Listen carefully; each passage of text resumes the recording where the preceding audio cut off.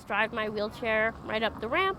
I pull in, back in a little bit, and with the push of a button, the arm comes down on the side of my wheelchair, hugs tightly to the mid-wheel of my wheelchair, and then with a couple beeps and just a simple push of a button by the driver, my wheelchair is secured.